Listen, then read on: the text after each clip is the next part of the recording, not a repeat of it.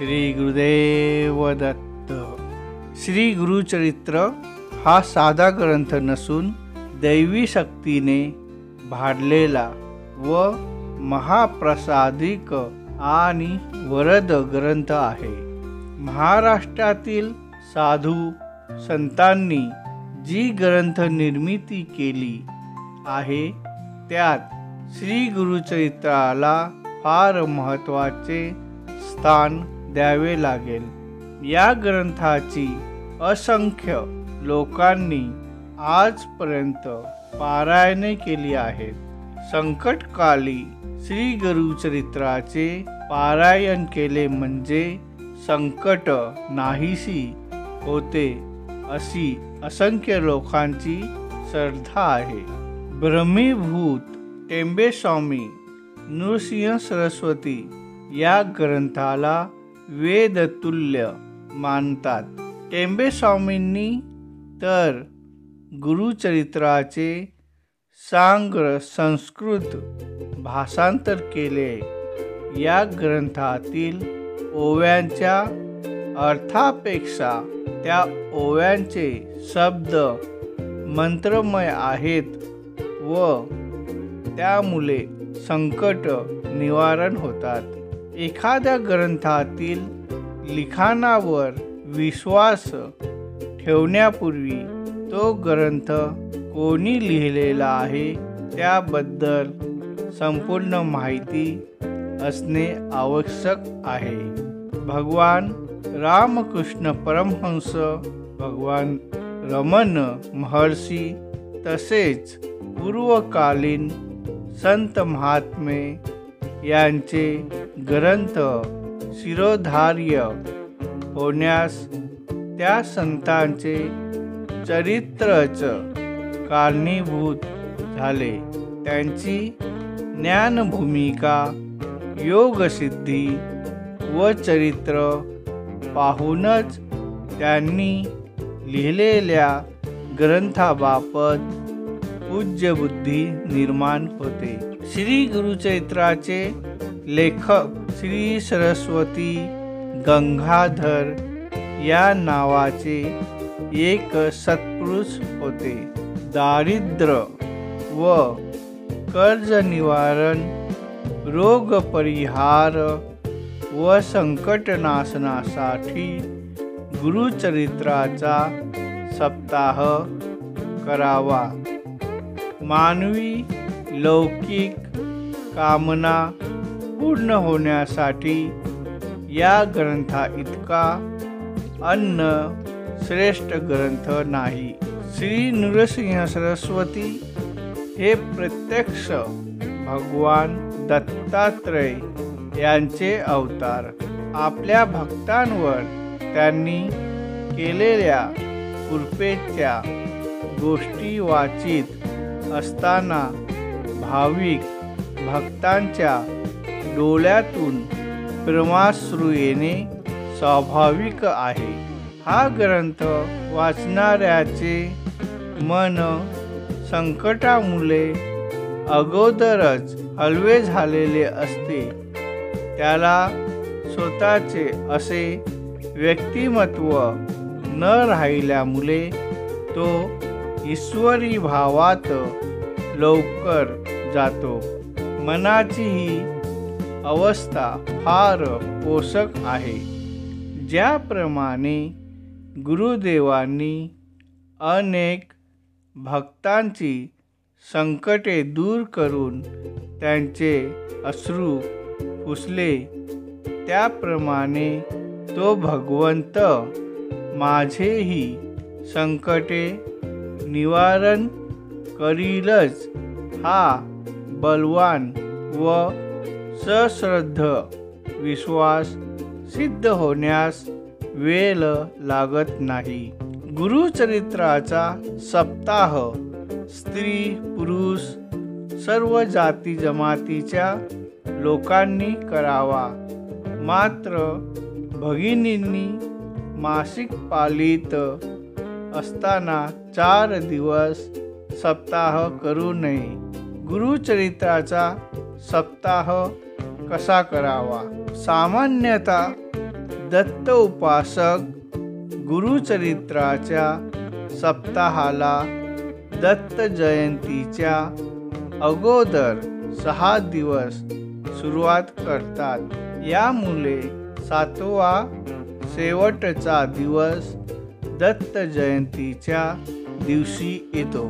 अन्य समयही लोक सप्ताह करतात, पण शास्त्राप्रमाणे तो एखाद्या शुक्रवारपासून सुरू करावा, म्हणजे गुरुवारी समाप्तीचा दिवस येतो. गुरुचरित्राच्या सप्ताह कालात वाचकाने कोणाकडे भोजनास जाऊ नये. हॉटेलमधील अगल हलवायाकडील इतर कोणतेही बाहेरचे पदार्थ अजिबात खाऊ नयेत. घरीच दुधातील पोळी, अगर, भाकरी व एखादी भाजी व दूध, ताक असा शुद्ध, सात्विक, पवित्र आहार ठेवावा. 7 दिवसपर्यंत कांदा खाऊ नये. मांसाहारी व्यक्तींनी सप्ताह कालात पूर्ण शाकाहारी असणे अगत्याचे आहे. एखादे संकट निर्माण झाले तर दुसऱ्या दिवसापासून सप्ताह करावा. शुक्रवारपर्यंत वाट पाहू नये. सप्ताह सुरू करण्याच्या दिवशी वाचकाने पहाटे लवकर उठावे व प्रथम उगवत्या सूर्याकडे क्षणभर पाहून डोळे मिटून घ्यावेत व ओम अर्काय नमः या मंत्राचा 27 वेळा जप करावा. या उपासनेमुळे मनातील अंधकार, भीती बरीच कमी होते व मनाला मोठी प्रसन्नता वाटते. नंतर स्नान करावे व धुतलेले वस्त्र, कपडे नेसावे. धोतर, अगर, चक्क पंजा नेसावा. अंगावर एखादी शाल किंवा धुतलेले धोतर घ्यावे, म्हणजे थंडी वाजणार नाही. भगिनींनी सप्ताहकाली शक्य झाली तर पिवळी वस्त्रे परिधान करावीत. नंतर देवासमोर 2 पाट मांडून त्यावर गंध, फुलं आवाहन करून वहावे व दुसऱ्या पाटावर एखादे निरसर वस्त्र घालावे व पाटावर गुरुचरित्राची पोथी ठेवावी. पोथीजवळ समई लावून ठेवावी व ती त्या दिवशीचा भाग वाचेपर्यंत विझणार नाही अशी व्यवस्था करावी. शक्यतो धूप जालावा. ते न जमल्यास सुवासिक 2-3 उदबत्त्या लावाव्यात. इतके झाल्यावर देवघरात देव असतील तर त्यांची नेहमीप्रमाणे पूजा करावी. देव नसतील तर दत्तात्रयांचे फोटो ओल्या फडक्याने पुसून त्यास गंध व फूल वाहावे व ती पोथी समोर ठेवावी. नंतर डोळे मिटून ओम भूर्भुवस्सुः तस्य वितुर्वरेण्यं भर्गो देवस्य धीमहि धियो यो नः प्रचोदयात् हा गायत्री मंत्र 27 वेळेला उच्चारावा. ज्यांची मुंज झालेली नाही त्यांनी व भगिनींनी दिगंबरा दिगंबरा या मंत्राचा 108 वेळा जप करावा. नंतर श्री गुरुचरित्राच्या पोथीला गंध व फुलं वाहावे. पोथीचे वस्त्र सोडून पोथीवर हात ठेवावा व आपली कामना मनातल्या मनात उच्चारावी. इतके झाल्यावर पोथी वाचण्यास सुरुवात करावी. रोज किती अध्याय वाचावेत? पहिल्या दिवशी अध्याय 1 ते 9 वाचावे. दुसऱ्या दिवशी अध्याय 10 ते 21 वाचावे. तिसऱ्या दिवशी अध्याय 22 ते 29. चौथ्या दिवशी अध्याय 30 ते 35. पाचव्या दिवशी अध्याय 36 ते 37. सहाव्या दिवशी अध्याय 39 ते 43. सातव्या दिवशी अध्याय 44 ते 53 अध्याय म्हणजे संपूर्ण पोथी वाचून होते. सप्ताह सुरू असताना बाहेर जावे लागले तर जावे व हात पाय धुवून परत वाचन सुरू करावे. मात्र जर 5 ते 10 मिनिटांनी चहा घेणे योग्य नाही. वाचन करताना मन ग्रंथात एकरूप करण्याचा प्रयत्न करावा. इकडे वाचन चालू आहे व मध्येच मुलांवर किंवा पत्नींवर खेकसणे, गप्पा मारणे, कोणी मित्र आल्यास थोडा वेळ वाचन बंद करणे अशा गोष्टी अगदी वर्ज कराव्यात. सप्ताह कालात गाव सोडून जाऊ नये असे अनुभवी लोक सांगतात. याचे कारण इतकेच की बाहेरगावी सप्ताह करणे जमत नाही. सप्ताह एका जागी व ठराविक त्याच वेळी करणे इष्ट असते, कारण या उपासनेची देवता त्या जागी व त्यावेळी अदृश्य रूपाने हजर असते. पहाटे पोथी वाचून परगावी जाण्यास काही हरकत नाही, पण रात्रीपर्यंत घरी परत यावे. रोजचे वाचन संपल्यावर दत्तात्रयाला दूध साखर नैवेद्य दाखवावा व त्याची आरती करावी. त्यावेळी दुसऱ्या देवतांची आरती करू नये. आधुनिक लोकांनी दत्ताच्या बऱ्याच आरत्या केल्या आहेत, पण श्री जनार्दन स्वामींची आरतीच म्हणावी, कारण ती सिद्ध पुरुषाने केलेली व ह्या आरतीला मोठी परंपरा व संप्रदाय आहे. आरती संपल्यावर न विसरता 1 कप दूध प्यावे. सप्ताहाचे वाचन झाल्यावर देवताचा वाचकाच्या मनात आविष्कार होत असतो व ती देवता चैतन्यमय असल्यामुळे तिला दूध साखर देणे आवश्यक आहे. गुरुचरित्रातील हे बारकावे सामान्य वाचकांस माहीत नसल्यामुळे वाचकास अनेक वेळा फलश्रुती मिळत नाही. 7व्या दिवशी वाचन पूर्ण झाल्यावर नेहमीप्रमाणे वरील आरती करावी. दत्तांच्या फोटोला हार घालावा व त्यांच्या समोर 1 नारळ ठेवून तो फोडावा. त्याचा व खडीसाखरेचा प्रसाद सर्वांना वाटावा. पोथीला साष्टांग नमस्कार करावा व अगदी अगतिक होऊन भगवान दत्तात्रयांची प्रार्थना करावी. त्या दिवशी जेवणात एखादे पक्वान करावे व ताट भरून त्याचा देवाला नैवेद्य दाखवावा.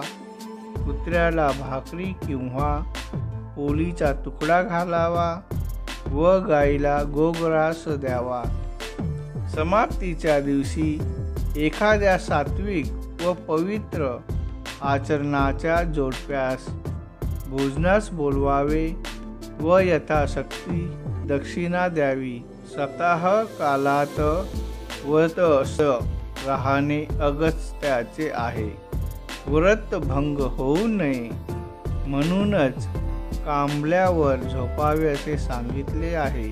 7 दिवसापर्यंत निष्कारण संताप करणे, भीतिग्रस्त होणे व पापाचरण वगैरे गोष्टी करू नये. वरील गोष्टीमुळे मन तपुनी बनते व असा तपुनी मनात दैवत्व जागृत होत नाही हा सिद्धांत आहे. गुरुचरित्राच्या वाचनाने मनातील भीती, दुबळेपणा व चिंता यांचा नाश होऊन मनात दत्तात्रयांचा व त्यांच्या देवी शक्तीचा आविष्कार होतो. जागृत मनातील 7 दिवसापर्यंतचा हा आविष्कार अंतर्मनात जाऊन कार्यसिद्धी होते. अंतर्मनात जो विचार जातो तो सत्य होतो ही शास्त्रीय मीमांसा आहे. यासाठी वाचकांनी मोठ्या श्रद्धेने सप्ताह केल्यास त्याचे त्वरित फल मिळते. श्री गुरुचरित्र आपल्याला नेमके काय शिकवते?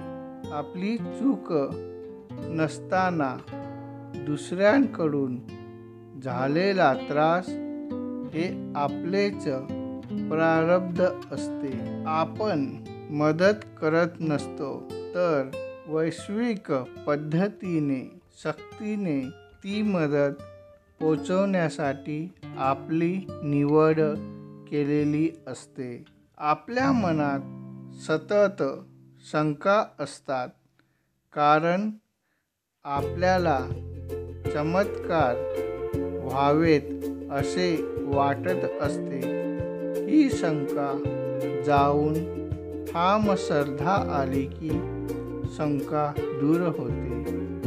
यांत्रिकपणे देव सापडत नाही मग कितीही ठिकाणी धावपळ करा.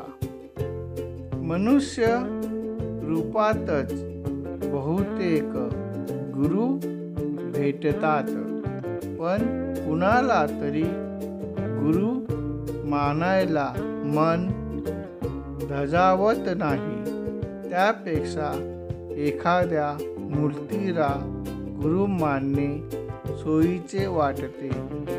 इथेच गल्लत होते. पण योग्य गुरु भेटणे हेही आपल्या कलकलीतूनच होऊ शकते. काल हा परमेश्वरालाही चुकला नाही. इतके क्रांतिकारी विधान गुरुचरित्रात आहे. आपली काही पापे असतात ती आपल्या मानसिक वेदनेतून प्रायश्चित्त करवतात. त्याला पर्यायी उपाय नाही. नृसिंह सरस्वती महाराजांनी संन्यास घेण्याचा उपदेश कधीच केला नाही. आपापली जग रहाटी चालवावी हेच सांगितले. महाराज वैश्विक शक्तीच्या सूचनेने राहिल्यासारखे वाटतात. बाकीच्या घटना या घडत गेल्या. मुख्य कार्य ठरलेले होते. अवतार हे कालाप्रमाणे होतात. दरवेळी एकाच रूपात येत नाहीत. विज्ञान हे ज्ञानाचाच भाग आहे.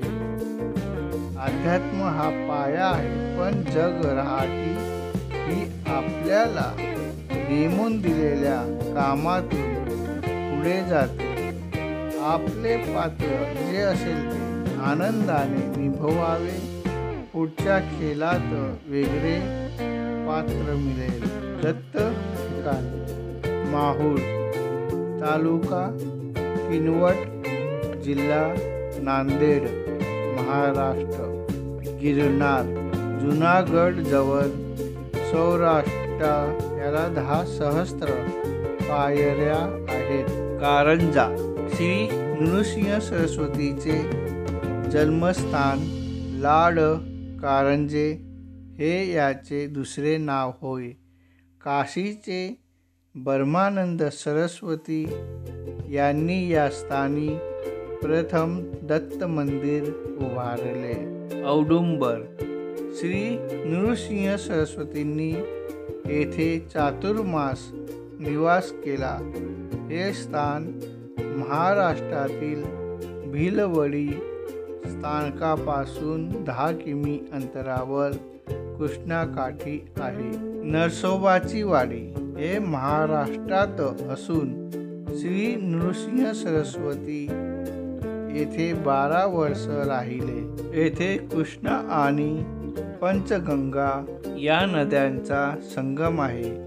हे त्र्यंबे स्वामीचे प्रेरणास्थान आहे. गाणगापूर हे पुणे रायचूर या मार्गावर कर्नाटकात आहे. येथे भीमा आणि अमरजा या नद्यांचा संगम आहे. येथे श्री नृसिंह सरस्वतींनी 23 वर्ष वास्तव्य केले आणि येथेच सर्व कार्य केले. येथूनच त्यांनी श्रीशैल्यास प्रयाण केले. कुरवरपूर कर्नाटक रायचूरहून मोटारीने पल्लदिनीपर्यंत कुरगुड्डी जाता येते. पुढे कृष्णेच्या पाण्यात हे बेट आहे. हे श्रीपाद श्रीवल्लभाचे कार्यस्थान होय. पिठापूर आंध्र प्रदेश श्रीपाद श्रीवल्लभाचे जन्मस्थान. त्र्यंबे स्वामींनी ते उजेडात आणले. वाराणसी येथे नारद घाटावर दत्तात्रय मठ आहे. श्री नृसिंह सरस्वतीचे वंशज आजही येथे आहेत. यांचे आडनाव काले होय. पुढे काले यांचा अपभ्रंश कालिया असा झाला. कालिया नावाची बाग आणि गल्ली आजही येथे आहे. श्री शैल्य भाग्यनगर हैदराबाद जवळ आहे. श्री नृसिंह सरस्वतींनी तेथे गमन केले. भडगाव हे काठमांडूपासून 35 किमी अंतरावर आहे. पांचालेश्वर जिल्हा बीड महाराष्ट्र.